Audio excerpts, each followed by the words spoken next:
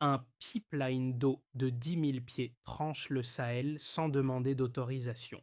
Au Burkina Faso, les températures moyennes ont augmenté d'environ 1,3 à 1,6 degrés Celsius entre 2005 et 2023, tandis que les précipitations annuelles ont reculé de près de 18 à 22% selon les provinces, laissant jusqu'à 3 millions de personnes exposées à des pénuries saisonnières. Quand des femmes et des enfants marchaient encore 5 à 7 miles par jour pour trouver une ostec d'eau souvent insalubre, Ibrahim Traoré a fait un choix qui dépasse l'ingénierie. Est-ce une réponse d'urgence ou un acte de souveraineté assumé? Et c'est ainsi qu'un basculement silencieux commence. Cette histoire promet plus qu'un chantier d'infrastructure. Elle examine ce qui se produit quand un État fragile choisit d'agir avant d'obtenir l'aval extérieur. L'enjeu n'est pas seulement d'acheminer de l'eau, mais de tester une hypothèse risquée. La capacité peut-elle précéder la stabilité politique plutôt que l'inverse? Le bénéfice annoncé est concret et immédiat. Réduire la pénurie saisonnière, stabiliser les usages quotidiens et redonner de la prévisibilité aux communautés rurales. Mais le coût potentiel est élevé. Un projet de cette ampleur expose le pays à des dépassements, à des risques de sécurité et à une politisation accrue des résultats, surtout dans un contexte de sanctions et de tensions régionales. L'autre enjeu se situe à l'extérieur des frontières. Si l'initiative réussit sans supervision internationale lourde, elle bouscule des décennies de pratiques de développement conditionnel et interroge les cadres habituels de légitimité. À l'inverse, un échec renforcerait les arguments en faveur de l'attente et de la dépendance. La question centrale devient alors simple mais lourde de conséquences. Que gagne-t-on et que risque-t-on en avançant sans permission? Ce qui frappe, c'est que le pipeline n'est pas né d'une vision idéologique, mais d'un seuil chiffré devenu intenable.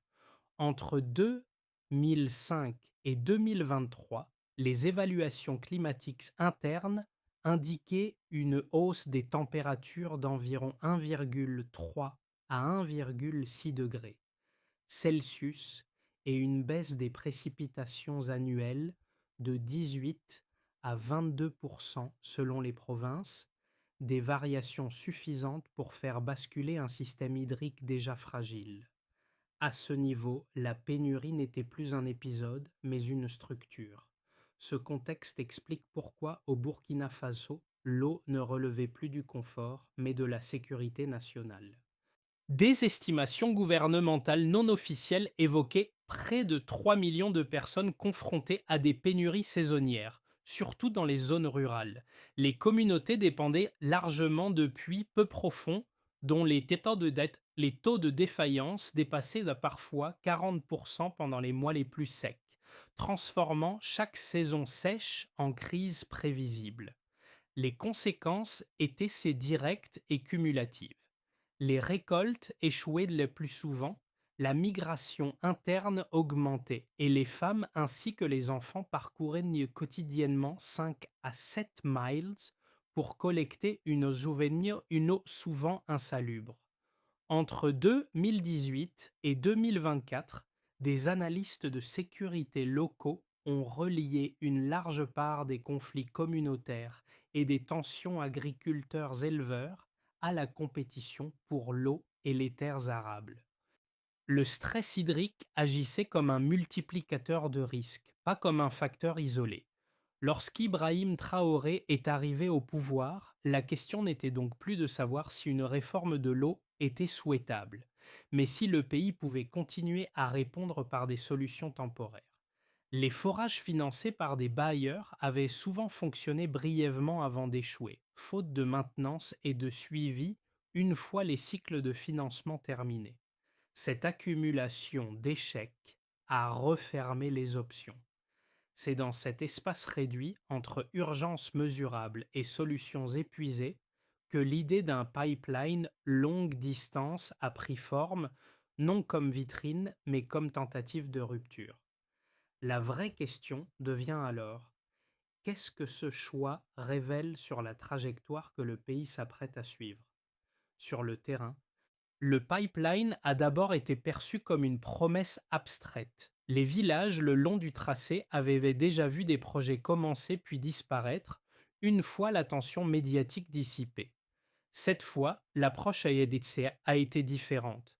Des équipes locales ont pris la tête des travaux, des ingénieurs ont improvisé face aux pénuries de matériel, et des camps temporaires ont été installés pour soutenir des rotations de 12 à 14 heures sous des températures dépassant régulièrement 45 degrés Celsius.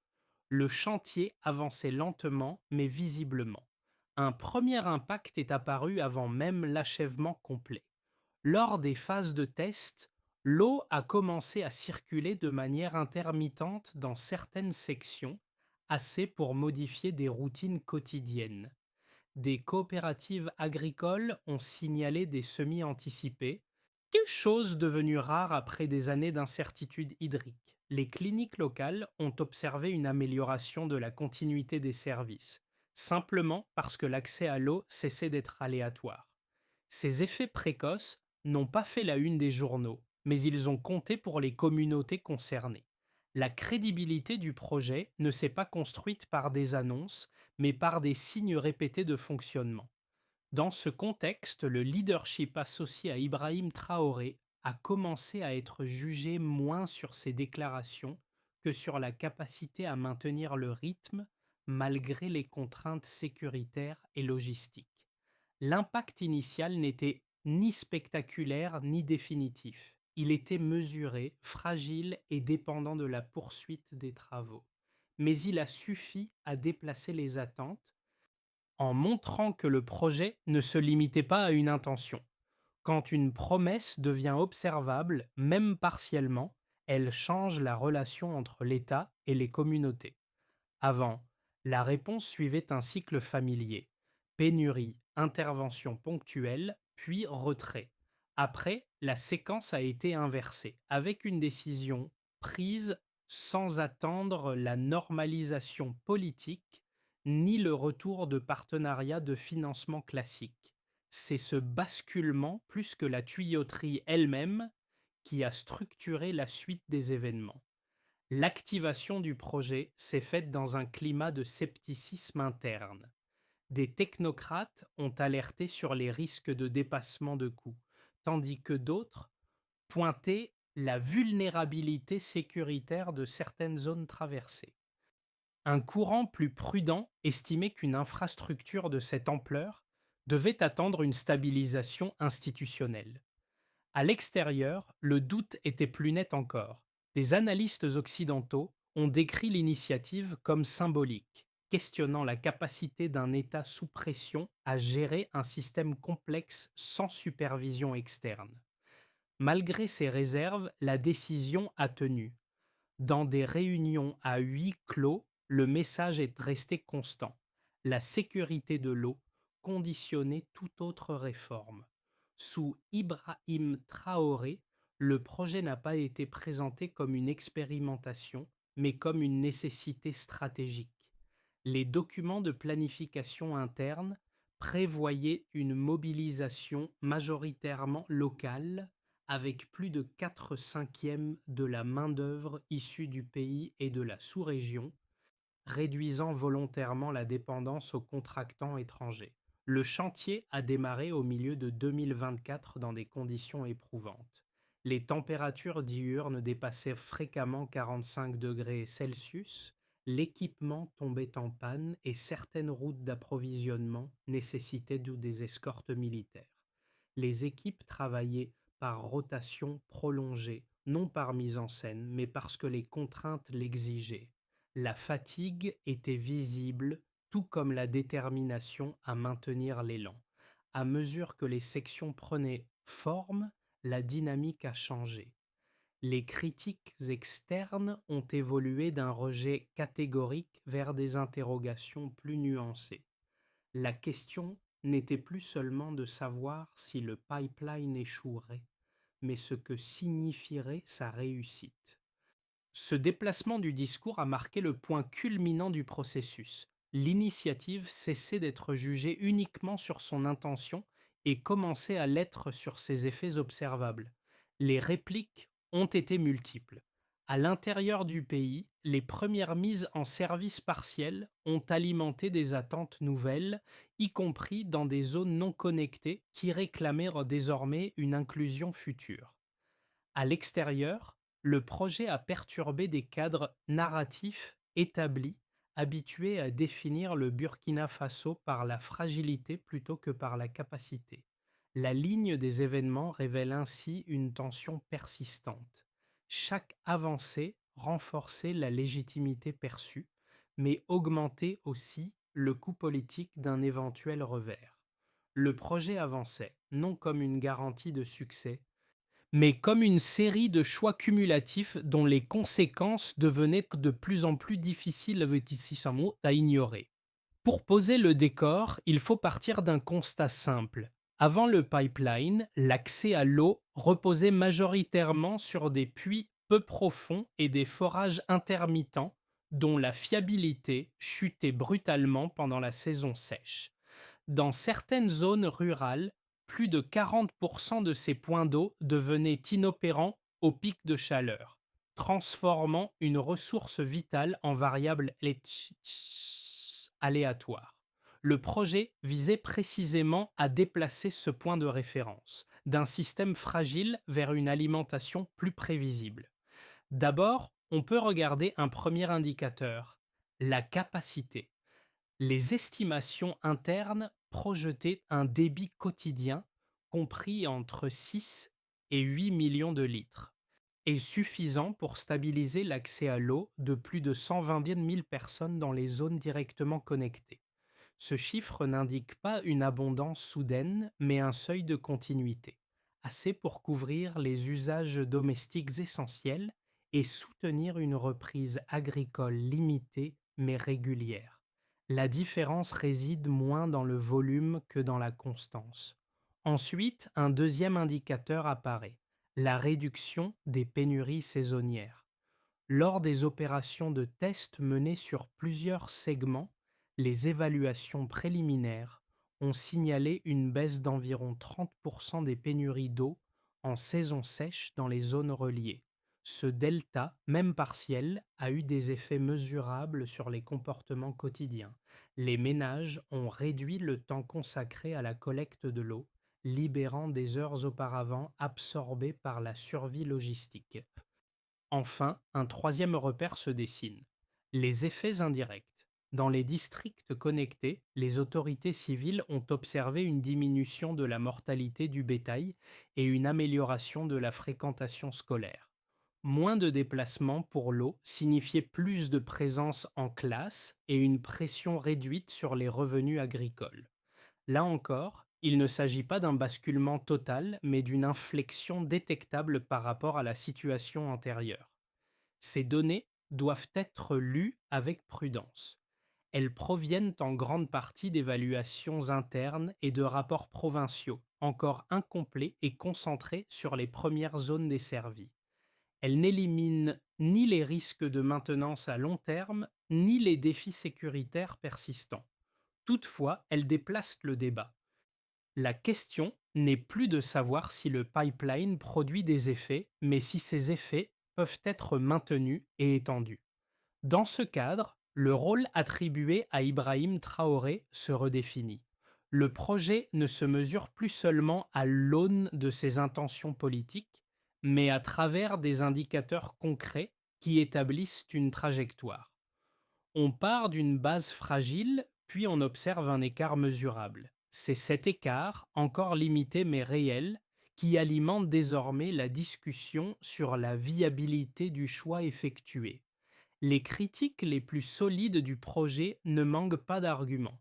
Le premier consiste à dire qu'une infrastructure majeure ne peut compenser des faiblesses de gouvernance plus profondes. Selon cette lecture, investir massivement dans un pipeline risque de masquer des problèmes institutionnels persistants. en créant une légitimité fondée sur la performance technique plutôt que sur des mécanismes politiques inclusifs et durables. L'eau, dans ce cadre, devient un palliatif, pas une solution structurelle. Un second argument porte sur la durabilité.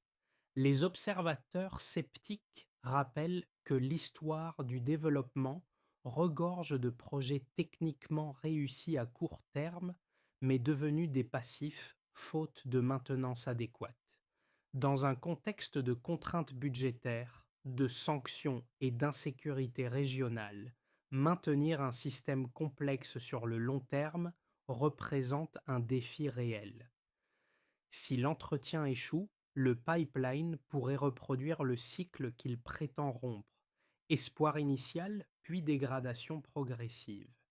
Ces objections méritent d'être prises au sérieux car elles s'appuient sur des précédents bien documentés. Cependant, les données disponibles apportent un contrepoint.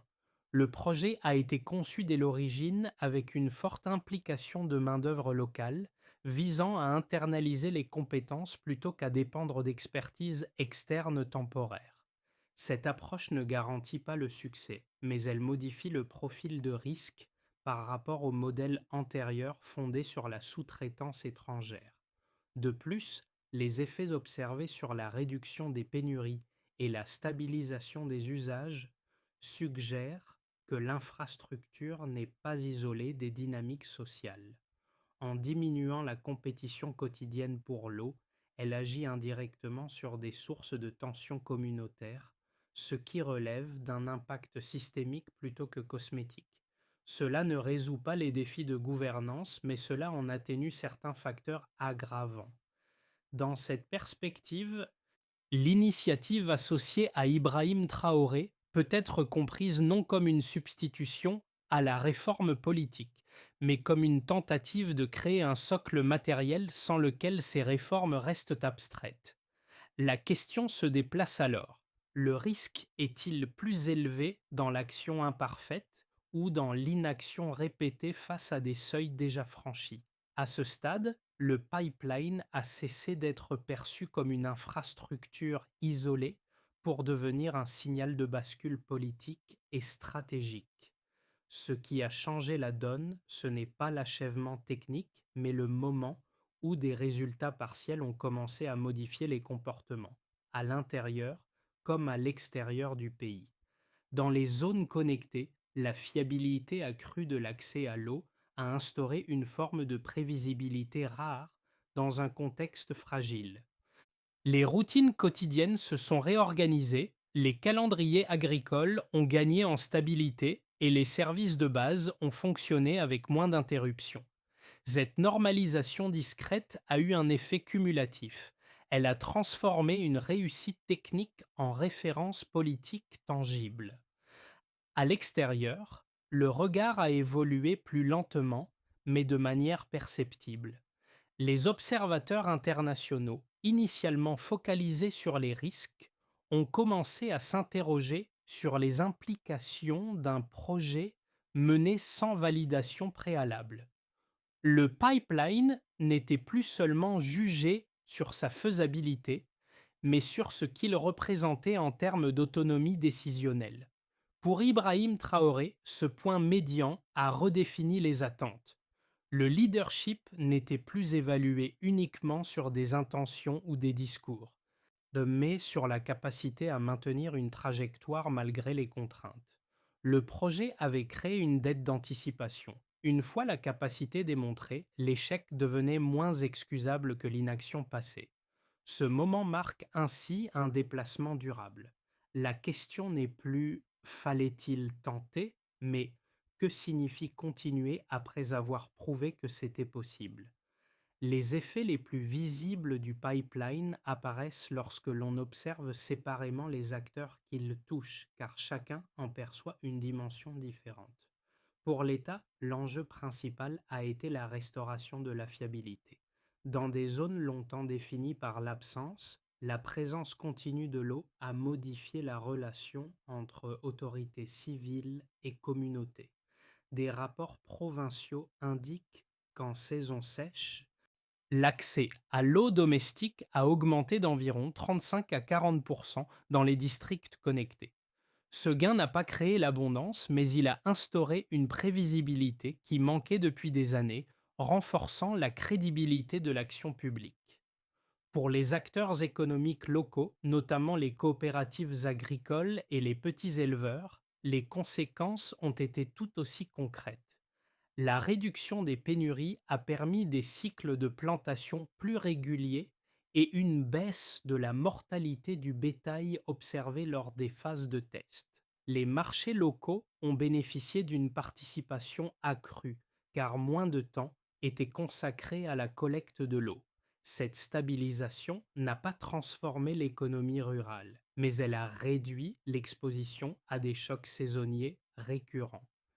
Du côté de la population, l'impact s'est surtout mesuré en temps et en sécurité. Les femmes et les enfants, auparavant contraints de parcourir plusieurs miles chaque jour pour accéder à une eau souvent insalubre, ont vu cette charge diminuer. Les écoles ont signalé une baisse de l'absentéisme et les cliniques ont fonctionné de manière plus régulière grâce à un approvisionnement plus fiable. Ces changements, discrets mais répétés, ont contribué à améliorer la qualité de vie sans passer par des annonces spectaculaires. À l'échelle régionale, enfin, les conséquences ont dépassé les frontières immédiates du projet. Dans un Sahel marqué par la rareté et la compétition pour les ressources, le pipeline a été observé comme un précédent. Des délégations techniques de pays voisins ont commencé à demander des informations, non sur le financement, mais sur les choix opérationnels et l'organisation locale du travail. Cette circulation du savoir a repositionné le Burkina Faso de bénéficiaire potentiel à point de référence émergent. Dans ce paysage recomposé, le leadership associé à Ibrahim Traoré s'est trouvé renforcé, mais aussi davantage contraint. Les gains visibles ont accru la confiance conditionnelle dans les zones desservies tout en faisant naître des attentes ailleurs. Chaque conséquence positive portait en elle une exigence supplémentaire. Ainsi, les effets réels du pipeline ne se résument pas à des chiffres ou à des récits symboliques. Ils dessinent une nouvelle ligne de tension. Comment gérer l'élargissement des attentes une fois que la capacité a été démontrée, même partiellement? À l'horizon des 6 à 12 prochains mois, l'évolution du pipeline peut être envisagée selon trois scénarios distincts, chacun éclairant une facette différente du pari engagé. Le scénario de base prolonge la trajectoire actuelle. Les segments déjà opérationnels continuent de fournir un accès fiable à l'eau tandis que l'extension vers de nouvelles zones avance par étapes. Les gains restent concentrés mais stables. Réduction des pénuries saisonnières, amélioration progressive des services publics et des services publics et maintien d'une confiance conditionnelle dans les districts desservis. Dans ce cadre, le projet consolide sa crédibilité sans provoquer de rupture majeure, mais il laisse persister des frustrations dans les zones encore non connectées. Le scénario optimiste suppose une montée en capacité maîtrisée. La maintenance s'organise efficacement, les compétences locales se renforcent et les incidents sécuritaires restent contenus. Les effets positifs s'étendent alors à un plus grand nombre de communautés, accentuant la baisse des conflits liés à l'eau et favorisant une reprise agricole plus régulière. Sur le plan politique, cette dynamique pourrait offrir à Ibrahim Traoré un levier supplémentaire, non pas sous forme de légitimité abstraite, mais comme preuve cumulative de livraison concrète. Le scénario défavorable met en lumière les risques, des contraintes budgétaires, des interruptions sécuritaires ou des défaillances de maintenance pourraient ralentir, voire inverser les progrès observés. Dans ce cas, le pipeline deviendrait un symbole ambivalent, la preuve que l'action était possible, mais aussi que sa pérennité exige des capacités encore incomplètes. Les attentes élevées rendrait tout recul plus coûteux qu'avant le projet. Ces trois trajectoires ont au moins un point commun. Aucune n'est prédéterminée. Le facteur décisif n'est pas seulement technique, mais organisationnel et politique. La question clé n'est donc pas de prédire l'issue, mais d'adopter une posture analytique adaptée. À ce stade, une recommandation se dessine naturellement. Évaluer le projet moins comme un succès ou un échec figé que comme un processus. Observer la capacité à maintenir, ajuster et étendre compte davantage que l'atteinte rapide d'un idéal. Dans un contexte fragile, la résilience se mesure souvent à la continuité plutôt qu'à l'ambition déclarée. Pour le spectateur, les implications du pipeline ne se situent pas uniquement au niveau d'un pays lointain ou d'un débat technique. Elles invitent à réfléchir à la manière dont les priorités collectives de la Troadélia se traduisent en choix concrets. Trois groupes en particulier permettent de projeter ces effets au-delà du cas burkinabé. Pour ceux qui vivent dans des états fragiles ou exposés à des crises récurrentes, l'expérience montre que certaines décisions ne peuvent pas attendre la perfection institutionnelle. Le projet suggère qu'agir sur des besoins essentiels, même dans des conditions imparfaites, peut modifier la trajectoire quotidienne plus sûrement que des promesses différées. Cette idée résonne là où la survie précède le débat. Pour les acteurs économiques et sociaux, l'histoire du pipeline met en lumière la valeur de la fiabilité. Qu'il s'agisse d'eau, d'énergie ou de transport, la continuité transforme les comportements. Elle permet d'investir du temps, de planifier et de réduire l'incertitude. Le cas observé rappelle que la stabilité ne se décrète pas, elle s'organise autour de systèmes fonctionnels. Enfin, pour un public plus large, notamment dans des pays disposant d'infrastructures établies, le récit agit comme un miroir inconfortable. Pourquoi certaines sociétés acceptent-elles la dégradation progressive de services essentiels comme inévitable, alors que d'autres, sous pression extrême, tentent des ruptures audacieuses? La comparaison ne fournit pas de réponse simple, mais elle oblige à reconsidérer ce qui est jugé possible. Dans cette projection, le rôle attribué à Ibrahim Traoré n'est pas celui d'un modèle universel, mais d'un catalyseur de questions.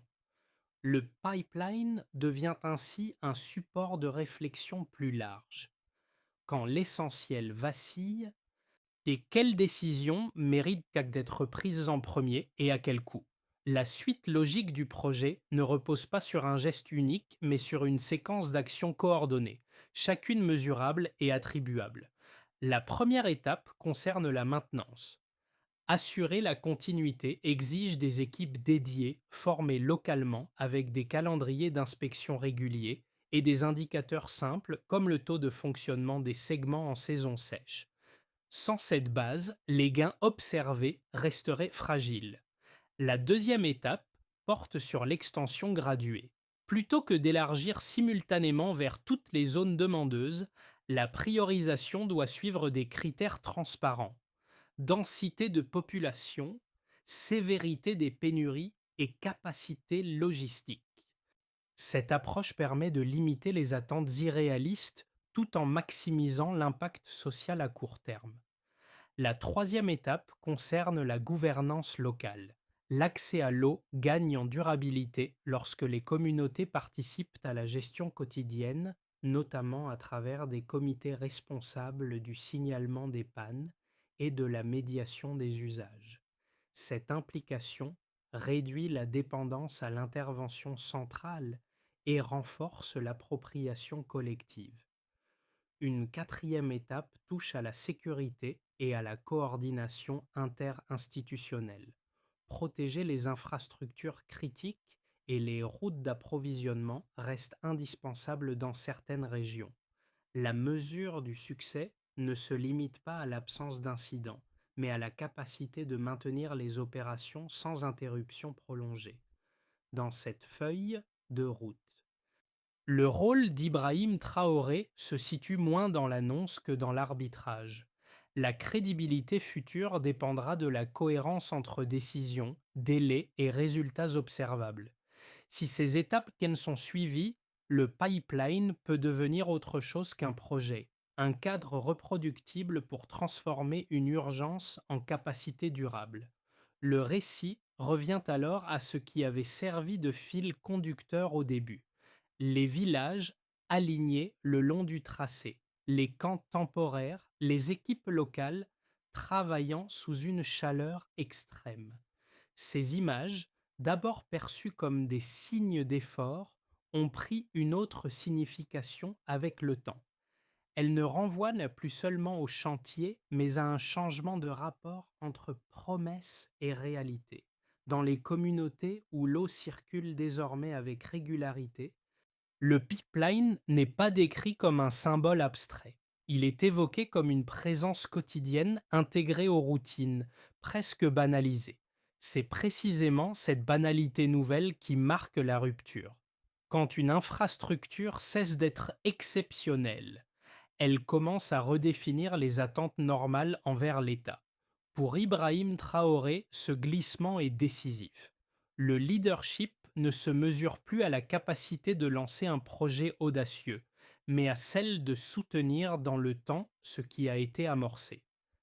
La réussite partielle a fermé la porte à certaines excuses tout en ouvrant celle de la responsabilité accrue. Une fois que la capacité a été démontrée, la marge d'erreur se réduit. La ligne émotionnelle du récit tient dans cette tension. Le pipeline n'a pas effacé les défis du Burkina Faso, ni transformé le pays en modèle immédiat.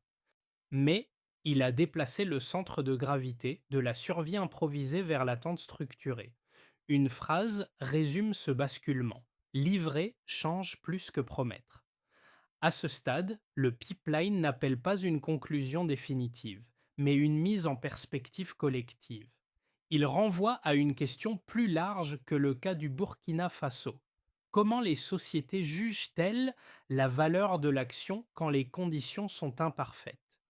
Pendant longtemps, le développement a été pensé comme une séquence ordonnée, où la stabilité précède la capacité. Ici, l'ordre a été inversé, et c'est précisément cette inversion qui mérite d'être discutée. Le débat ne porte pas seulement sur l'infrastructure, ni même sur Ibrahim Traoré en tant que figure politique. Il concerne les critères que l'on utilise pour évaluer le leadership, la responsabilité et le risque. Faut-il attendre les cadres idéaux ou agir lorsque les seuils vitaux sont franchis, quitte à corriger en avançant? Pour le public, l'enjeu est moins de trancher que de participer à cette réflexion. Observer, comparer, questionner les hypothèses implicites permet de dépasser les récits simplifiés de succès ou d'échec. Ce type de discussion n'impose pas une réponse unique, mais il enrichit la compréhension des choix possibles dans des contextes contraints. La question reste donc ouverte: face à une urgence essentielle, qu'est-ce qui compte le plus, la permission ou la capacité démontrée à livrer?